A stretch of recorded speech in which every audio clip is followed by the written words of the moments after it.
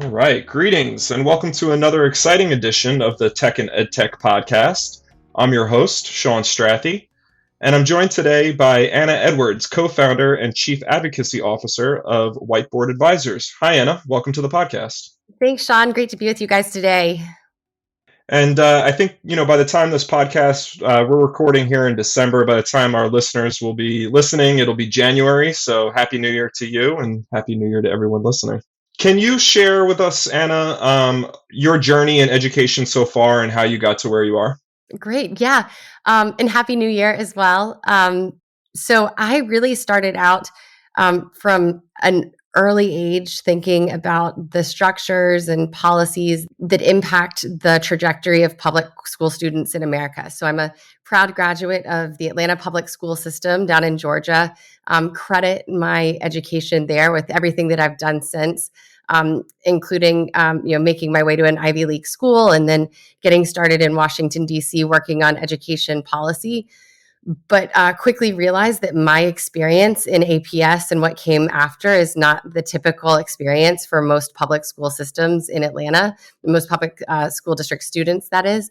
And so that was really what got me started in thinking about education policy and wanting to get more involved in impacting and influencing some of the structures in place. And so started out working at a bipartisan lobbying firm in DC that was focused on working with governors and state leaders. My co-founder, Ben Wallerstein, and I looked at some of the best practices that were being used in other sectors, whether it was Homeland Security or telecommunications or healthcare, in enabling the private sector to effectively talk about policy change and implement programs at scale. And we wondered why that wasn't being done in education. And that was where Whiteboard Advisors really started. For me, 20 years ago, for Ben, 25. And we ended up spinning what is now Whiteboard Advisors out of that bipartisan lobbying firm. And today work with education entrepreneurs and investors, philanthropists, and folks that want to understand how policy and funding impact the education market, and in many cases, advocate for better outcomes for students.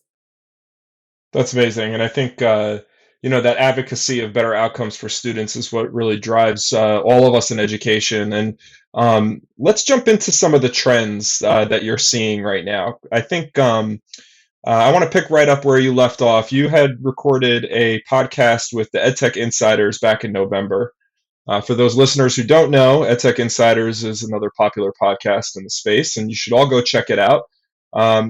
You recorded that podcast right after the election. At the time, we knew the presidency and the Senate, but the House was still undecided. I think you might have said something along the lines, we need to wait to see what happens in the House before we make any predictions. Now we know that the Republicans have the House, Senate, and the executive branch. So what changes do you think we'll see at a federal level for K-12 education? Yeah, it's been a crazy month in Washington since we recorded that podcast the week of the election. A lot we know, and still more we don't know at this point in terms of what the next 4 years have in store. The House and the Senate still are like so closely divided. The margins are really close. So it's not like there's a super majority dynamic where there are packages that are just going to be able to steamroll through. We still think that there's going to need to be bipartisan discussion.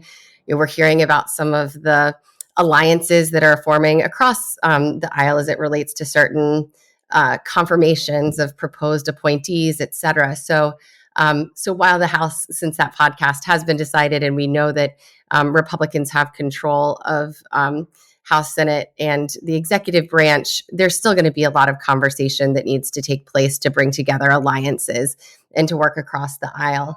I think the big difference probably in terms of what we might see that we wouldn't have seen if the House had flipped and gone to the Democrats is the attempt to do something through the budget reconciliation process. That would be the way to get something like a tax credit scholarship program to promote school choice on the books. And now that could happen, that probably would not have been as likely if the House had flipped to the Democrats. I think we will also see certain proposals for, like we've heard a lot about the potential shifts in the structure of the Department of Education. That with a Democratic House would have made some of those conversations a little more challenging to actually become a reality. And so now we can think about, well, what changes might come, what would require congressional approval, and with a House and a Senate that are both Republican led, does that become more of a possibility than what we would have seen with a divided Congress? Yeah, that last point you just made about the Department of Education, I think a lot of people don't necessarily know exactly what the Department of Education does on a federal level because so much of what happens in a K-12 school Yeah. district is decided at the state level. Um, so what would those changes mean if some of these do go into effect? I mean, I'm not as close to it as you are, so I've heard of like them floating that they're going to get rid of the Department of Education, which sounds scary. Um, but I don't know what do you think that might look like if some of these changes go through? Yeah, no, I mean, you're right. It was certainly a lot of hyperbolic discussion during the lead up to the election. And in talking more with state and district leaders about their engagement and interaction with the department and what it does, the reality is there are certain programs that could technically be run by other agencies, right? So if you look at student loans, which is a huge part of what the U.S. Department of Education administers for higher education students, would it make sense for those to be administered by Treasury, an agency that actually has a huge infrastructure and apparatus set up to deal with the exchange of dollars and resources directly to individuals? Or you look at the Office of Civil Rights. So there's conversation about whether the Office of Civil Rights functions, which are incredibly important, could or should actually be overseen by the Department of Justice, where there actually is an education division that also looks at some of the civil rights issues that occur at the state and district level and need to be investigated. And so I think most of the discussion now isn't about whether the federal and U.S. education does not or should not exist. I think there's a more pragmatic conversation taking place about the specific programs and funding streams and where they could or should live. And I think that's going to be an interesting conversation that takes place over the coming months. In order to actually get rid of the U.S. Department of Education altogether as an agency, it would require congressional approval. As I mentioned, the margins between the House and the Senate, it's so close in terms of being able to get the votes that you'd need to accomplish that. We think that some of the structural changes are probably more likely than actually a full-on abolishment of the U.S. Department of Education. And there are, again, many stakeholders that think that some of those changes would lead to a more efficient and better outcome for end stakeholders at the state, district, and even student level. Interesting. Now, I'm just trying to put myself in the shoes of a superintendent of a local school here. Would how would I be directly affected by some of those changes? Would I even necessarily notice, or is that all stuff that's going to be happening behind the scenes? Um, Great question. I think for the superintendents that we work with closely, their biggest concern is funding, right? ESSER funding just went away. It's a 20% increase in per pupil spending that's gone. There's uncertainty as inflation occurs and the price of providing education to students goes up. What is the state going to be providing to offset that loss? And so I think the biggest question that districts have is, what is this going to mean for the funding that I receive from the federal government to serve my students, particularly vulnerable students that are supported by programs like Title I and IDEA? And as we look at those programs and the likelihood of changes, we're hopeful. I mean, again, there's like no certainty right now, but that funding remains stable, likely flat, but potentially with some increases. You could see this Congress and administration saying, students with special needs have been underfunded historically. Could they go for an increase in IDA funds rather to support increased funding for students with special needs? Not outside of the realm of possibility, particularly given the strength of the parent advocacy community there. Title One, probably the funding that most folks are watching at the state and district level enjoys bipartisan support in the House and the Senate. We don't see changes expected to those programs. There could be other funding streams, Title IV or additional funding that could be put in to encourage innovation or some other sort of priority aligned to the administration. Maybe, but really, we expect funding to remain the same. We didn't see the first Trump administration reluctant to spend money, and so again, I think for districts, they just want to make sure that they're getting those resources, particularly at this time of ESSER funding going away, and we're hopeful that that remains constant. As it relates to the way they engage with the department on accountability, I think that's an area that states are going to have a lot more autonomy and deference in terms of asking for maybe flexibility in their state accountability systems and adding in maybe additional metrics in terms of the competencies that we're looking to measure student outcomes in. And so there's some conversation taking place around the country in many state capitals about accountability, particularly for high school students, but going down to the elementary level. And so I think that's something that district leaders will be watching as well, is what could this mean for more flexibility in how we think about accountability. Of course, the civil rights advocates out there are saying we need to still make sure that there are high quality, rigorous standards and expectations and standards to make sure that students aren't slipping through the cracks. And so I think that's going to be a lot of the conversation that takes place between states, districts, and the federal government over the next 4 years as we potentially see ESSA reauthorized. It's a long ways off, but there's some discussion taking place on that already. I think, did you just say that there's discussions about ESSER funds being extended?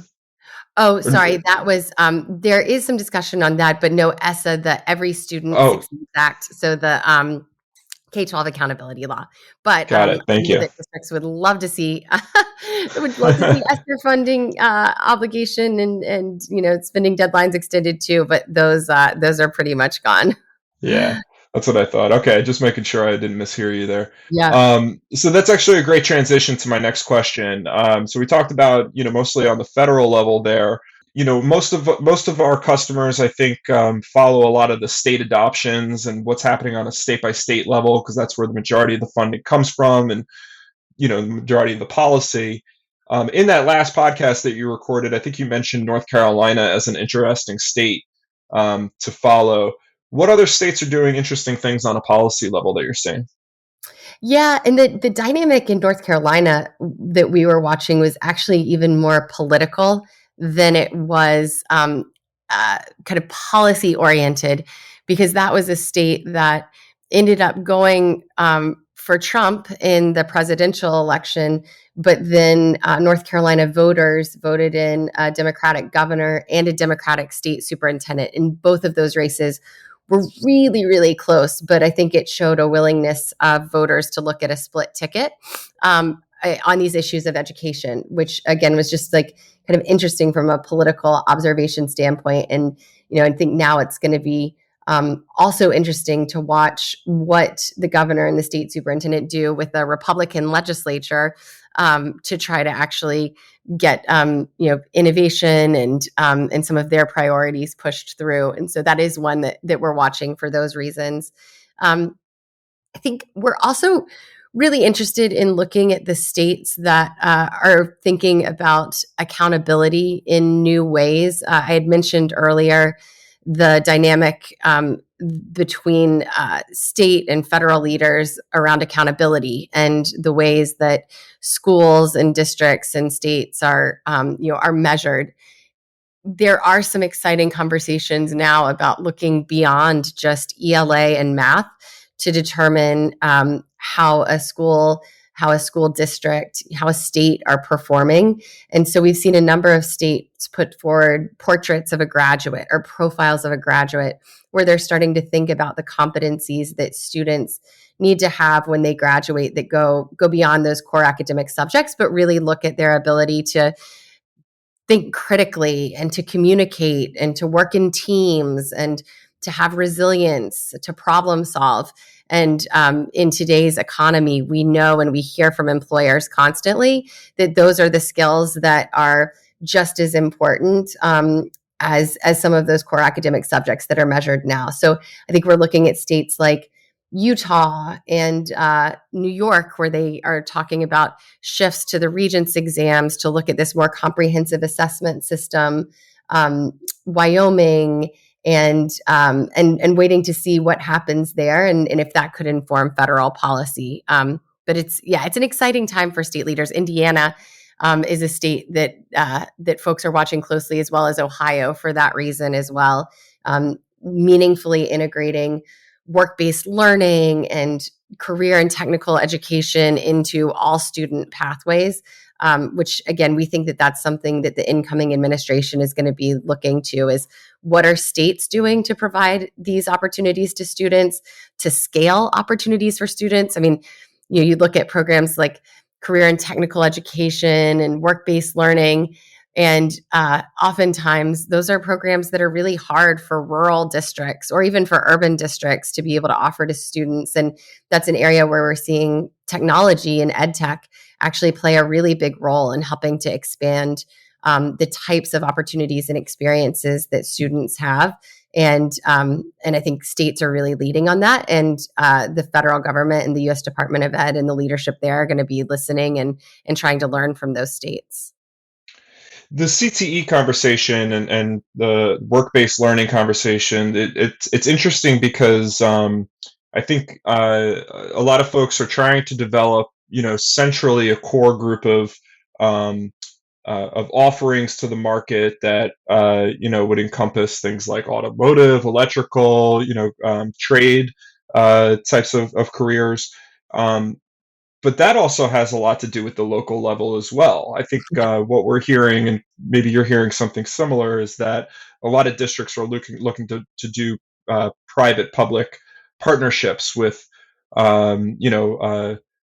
companies that are in their geographical area that need workers in order to try to, give students the skills that would be successful in those roles. Are you seeing something similar, or is there like a trend across these states that are trying to implement these types of curriculum that Yeah, that you're seeing?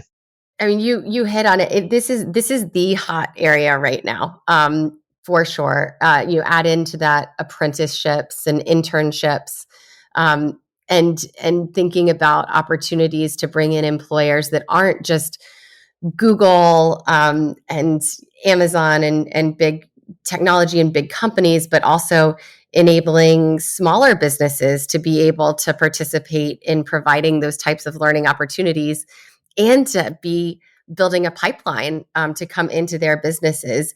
And so this is the nut that I think everyone is trying to crack, because there's also a realization that for high school students, they want to be experiencing things that will be relevant to their future career and life success and economic mobility and pathways. And so, to your point about the tech side, I mean, I think that's where there's a lot of hope that technology platforms can help students to better understand what they're interested in and what their passions are, like a 2.0 version of interest and career assessments, and then be able to map those to an academic path that prepares them for those opportunities, and then actually provide the opportunities. And to date, until now, really, there hasn't been a platform that did all of those things. I think we're starting to see some of those platforms emerge. The state of Washington, for example, just rolled out a platform called School Links that combines all three of those elements. So how do you help assess, what students are interested in and kind of college and career planning, then be able to map the pathways to make sure that they're taking the courses to be successful to do that, and then actually tap into a network of employers to have those work-based learning opportunities, and then allow state and district leaders to track how those opportunities are accessed to make sure that there's equal access across rural areas, urban areas. So it's not just a small handful of students that end up having these really meaningful experiences, because that's been the big challenge is scale. And then there are, of course, also solutions that are bringing rigorous and engaging CTE and apprenticeships to students virtually. And I think those are really exciting programs that are gaining a lot of steam as well, both in post-secondary as well as in K-12. And so that's really where we're going to see a lot of emphasis. More than half of the nation's governors mentioned CTE in their State of the State speeches last year, which is usually a good indicator of what state leaders care about. And we expect that number to be even greater this year. And again, huge role for technology to integrate, to merge silos that have existed between K-12 and workforce, and then to actually make those learning experiences available to students. It's exciting for sure.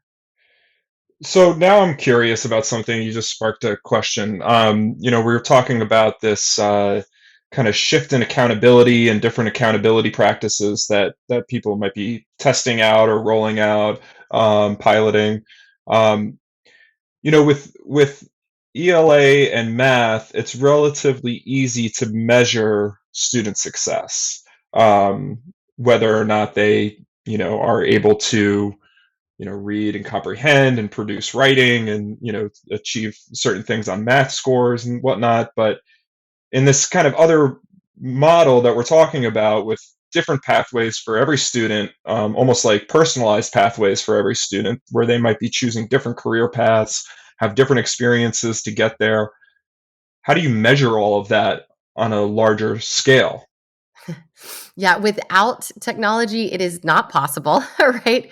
Because what you're talking about is probably the thing I'm most excited about in ed tech right now, which is the ability to integrate data from multiple sources, multiple types of assessments, and be able to have an aggregate picture of what a student understands and knows, where the gaps are, what their learning style is, and then create a path that is tailored to them. And we've talked about that, I feel like, for almost my entire time and 20 years in this space. But the analytics tools really hadn't been there to be able to meaningfully integrate and make sense of the data. And assessment plays a big role in that. And so we're seeing like the Carnegie Foundation teaming up with ETS to say, what would a new battery of assessments look like that would actually test the competencies of students in critical thinking and in communication and in collaboration? And I think it sends a big signal when you see a test provider and giant like ETS that could lose a lot of state business in their core subject areas by thinking about a new type of assessment, a new area of competencies to measure. But again, that's kind of a signal that we've been watching. There's a company, Riverside Assessments, that's got a battery of assessments that look at different talents and abilities and potential of students. And so I think there's emerging work in this area, a lot of folks that are trying to figure it out. I know this. I mentioned the state of Wyoming. They've been thinking about what assessments they could use in measuring the non-academic parts of their portrait of a graduate. In New York State as well, it's in the very early innings. And so I think for your listeners that are thinking about what used to maybe be called social emotional learning, now in many places it's resilience and non-academic competencies, there is going to be a big focus on that, not just for the assessments, but then once you assess and you identify that there are gaps, you need to actually have the content and the curriculum and the professional development to fill those gaps. And so we're excited to see where that goes. And again, because of where we are now with technology and the data systems that will enable us to see all of that data together, I think it could become a reality in a way that it wouldn't have been able to be pulled off a few years ago. That's amazing. And I think that's a good transition to starting to talk a little bit about tech and artificial intelligence in the K-12 market.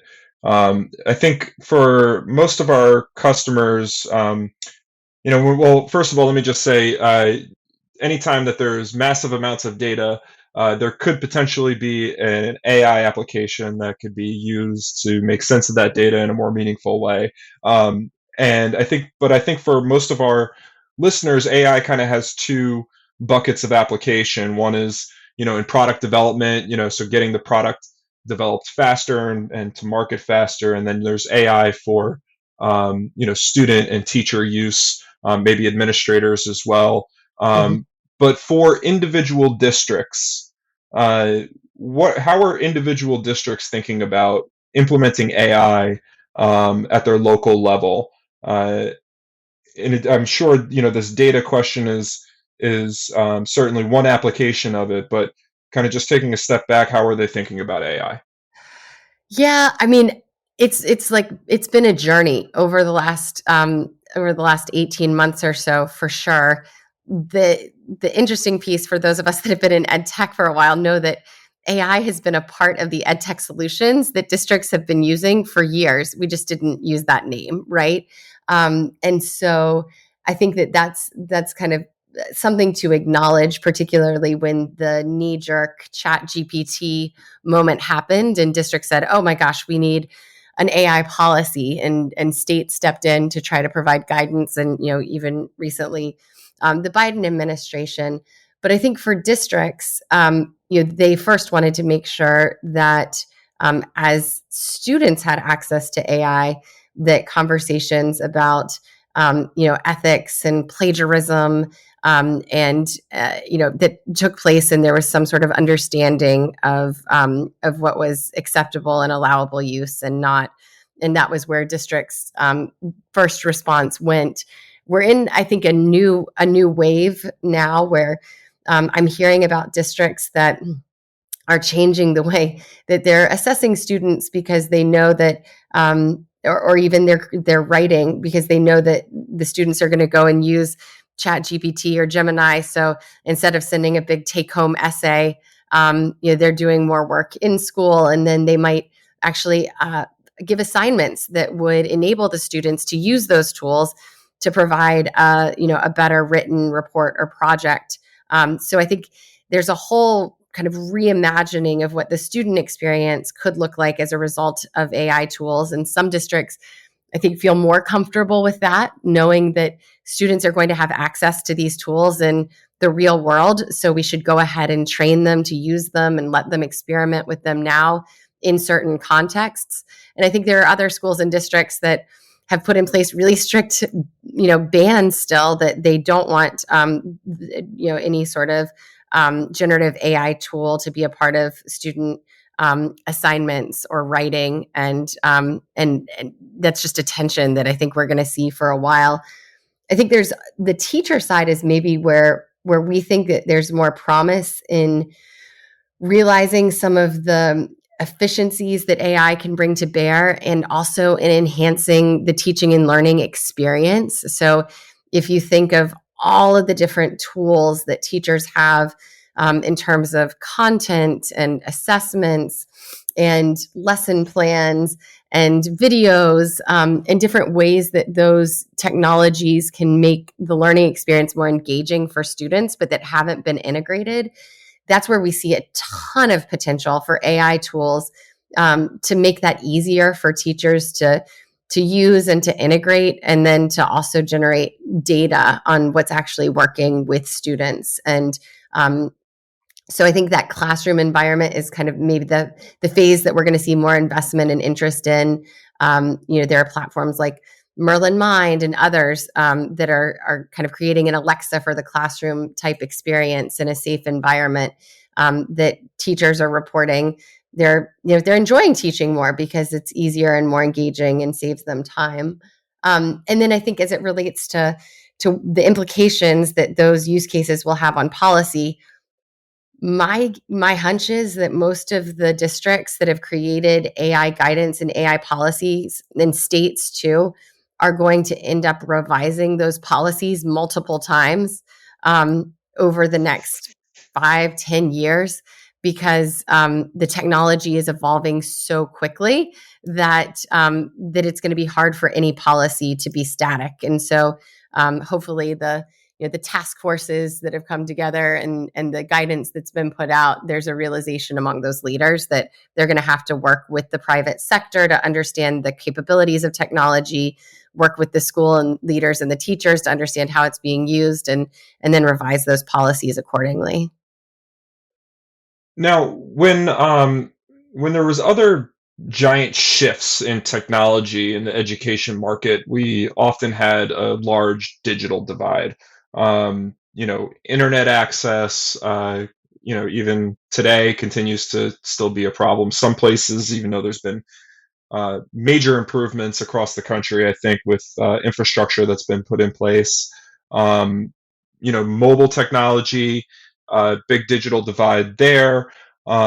Interestingly, I think a few years ago I saw that actually the tables had kind of flipped, where lower income students were accessing the internet primarily through mobile devices rather than regular computers. But um, the digital divide is something that's been in our lexicon in the ed tech market for a long time now. Is there any such thing in with AI, or is this pretty ubiquitous across the board? It's a great question, and I don't know that um, the divide exists primarily like by zip code in the same way that we saw with internet access and access to one devices. I think that the maybe the level of kind of or I'll say innovation tolerance of district leaders might play more of a role in how students are enabled to use AI in their experience, or in being provided AI literacy training to make sure that they understand AI and how it works, and the implications for future workforce. So we're definitely seeing it scattered across the country. I think a lot of districts see that this is a tsunami that's coming. And so they're saying, yes, we know that we need to provide digital literacy training to students. We know that AI literacy is going to be really important. And they are, working with groups like, ISTE and learning.com and code.org and Teach AI and others to be able to provide at least what they know now to students and teachers. And there are other districts that I think might be in a second wave that are saying, we still don't really know, and we need to know more before we move and we put things in front of students. And again, I think that those districts are split not based on the again zip code and socioeconomic status of students, but maybe more just the capacity and interest of the district leaders that feel like they're ready to take a plunge, even if they have to course correct later. Interesting. I just as you were speaking, I was just thinking about, how ironic it is that just a few years ago, you mentioned one-to-one initiatives. Everybody was trying to get a device in the hands of students, and now we have cell phone bans in places like, New York and New Jersey, at least. On the local level here, we see it on a district by district basis, where they're just Oh yeah. banning devices altogether. Um, do you think there's any uh, do you think that that's going to be like a short-term fad, this whole cell phone ban? Do you think more people will start opening back up as they see, acceptable uses, and trying to teach AI literacy, like you mentioned? It's a great question. I think one of the real benefits of ESSER funding was that hundreds of billions of dollars went out to make sure that schools and districts were able to provide school online. And so there were massive investments in additional devices and learning management systems and the infrastructure to be able to deliver education in an online environment. because that has been built up now, the reliance on bring your own device, I think, diminished some, which is a good thing, in my opinion, because a cell phone is not the same as a laptop, or an iPad for being able to engage in educational content. And also, if it's a student's own device, you can't keep them from watching, YouTube videos, and being on TikTok in the back of a classroom. And I've talked to plenty of teachers that feel like cell phones take the mental health concerns and around social media, et cetera, out of the picture. That cell phones in general became just a really big distraction when they were trying to teach. And so I personally can see why uh, kind of acceptable use policy and keeping students from being on cell phones when they should be focusing on instruction, isn't a bad thing. I will say I don't think that we can like ban our way into thinking that kids will be safe online because we've banned cell phones, because they certainly still have access to cell phones when they're not in class and when they're not in school. And so we really feel at Whiteboard like there should be a real emphasis on online safety and training students in how to be safe online and understanding the negative effects of social media and just being good digital citizens. And so that's really important. But I don't think that cell phone bans are going to impact a student's ability to benefit from using AI tools, because most schools and districts do allow access to computers and to tablets that would still enable them to use those tools, just in a different format. That's great. Let's shift gears a little bit. Looking ahead, we're moving into 2025 here. We've talked a lot about AI. We've talked about some policy things. Is there any innovations or anything that you think are not getting enough attention right now that are going to be really exciting for the next few years? Well, I'm really interested, as I'd mentioned earlier, in like structures and the plumbing of it all, right? Because you could have great tools, but then if the back end data that enables those tools to be fully utilized isn't in place, then it's they don't really work. And so I think investments in data systems are going to be really important.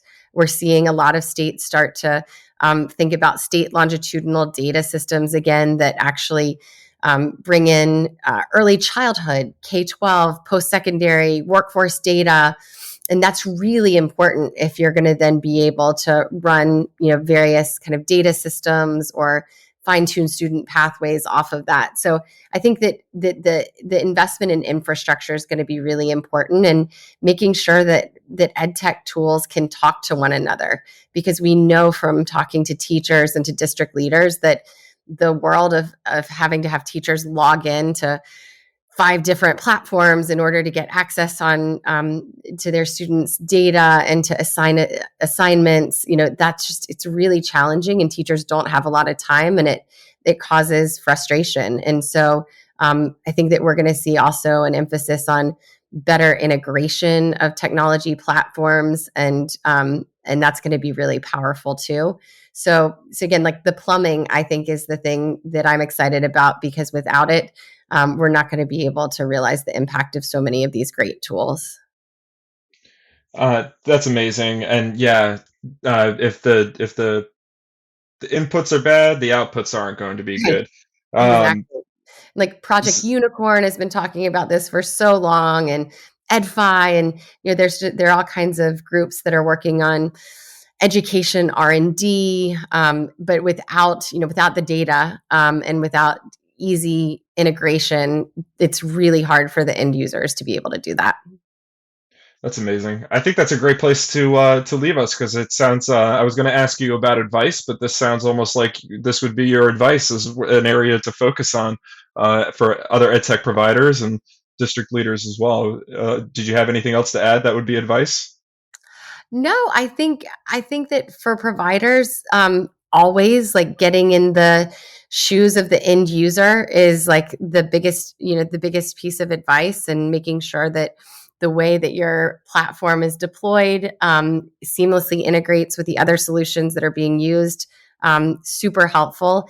And then, I think the other piece that I would say that I didn't touch on earlier, but that's going to be really important, is partnership. Like, the ESSER funding going away is real, and so thinking about ways to creatively fund projects is going to be important, and working with district leaders to understand the various funding streams, federal and state, that could be applied to a product, I think is going to be really important, because those discretionary dollars that made it so easy to purchase ed tech for the last 3 years are gone.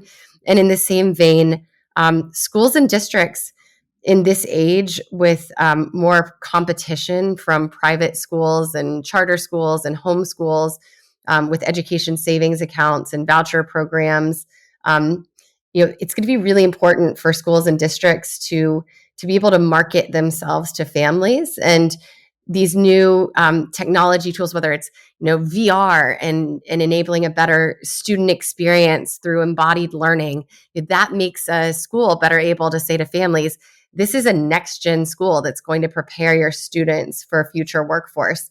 But school and district leaders don't typically think of themselves as marketers.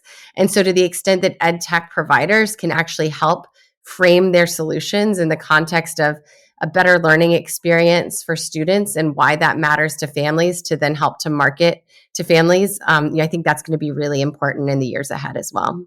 What an excellent parting piece of advice there. I love it. Um, Anna, this has been fantastic talking with you. Thank you again for joining the podcast. Awesome. Thanks so much for having me, and Happy New Year, everybody. Happy New Year.